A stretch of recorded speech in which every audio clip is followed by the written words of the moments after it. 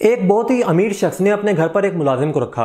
अब उसको ये शक था कि कहीं मुलाजिम मेरे साथ लॉयल है या नहीं भी है, या फिर वो कोई गड़बड़ तो नहीं करेगा, कोई ये ना हो कि चोरी करके चला जाए। तो उसने एक दिन ज़मीन के ऊपर 1000 रुपये का नोट फेंका और उसके बाद उसको देखा कि जी ये मुझे वापस करेगा या नहीं करेगा।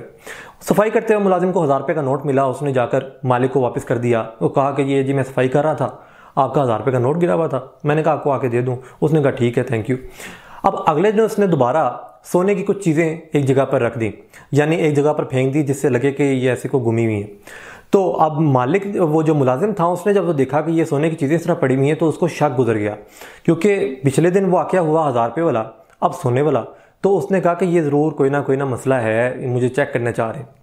उसने वो सोने की चीज़ें भी उठाई, जाके मालिक को कहा कि जी ये आपकी चीज़ें वहाँ पे मुझे मिली हैं, तो ये आप काइंडली रख लीजिए, संभाल लीजिए।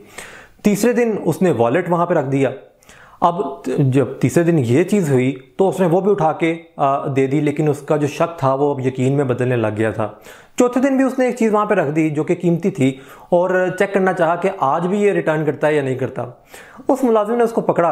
अब हल्का सा गुस्सा भी, हल्का सा गम भी, हल्की सी तशवीश भी, और वो लेकर उस मालिक के पास गया और कहता है कि जी ये आप चीज़ पकड़ें, मैं आपके पास काम नहीं कर सकता। तो मालिक ने कहा कि काम क्यों नहीं कर सकते, यानी ऐसा क्या हो गया? तो उसने कहा ये जो आप रोज़ाना ये हरकतें कर रहे हैं ना, यानी आप जो मुझे चेक करना चाह रहे हैं, तो अगर कोई बंदा इतना शकी है और इतना ज़्यादा मुझ पर उसको बिल्कुल एतबार ही नहीं है, तो मैं उस शख्स के साथ कैसे रह सकता हूँ, मैं उस शख्स के साथ कैसे डील कर सकता हूँ।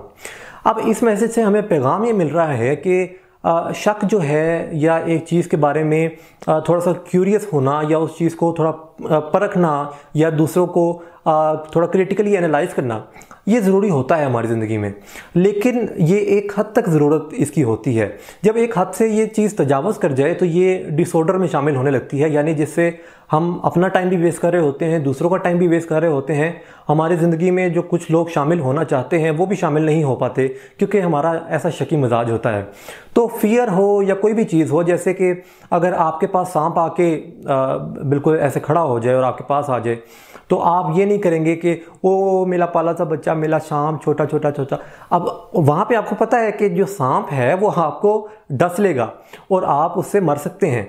लेकिन अगर आप वैसे ही सोच में सांप को रखें और आप सोचें कि जी सांप आ रहा है, सांप ने आके मुझे डसा, और आप ऐसी बेहोश हो जाएं, तो ये जो है ये फोबिया में आता है। तो जितनी ज़रूरत है फियर की उतना ज़रूर रखिए।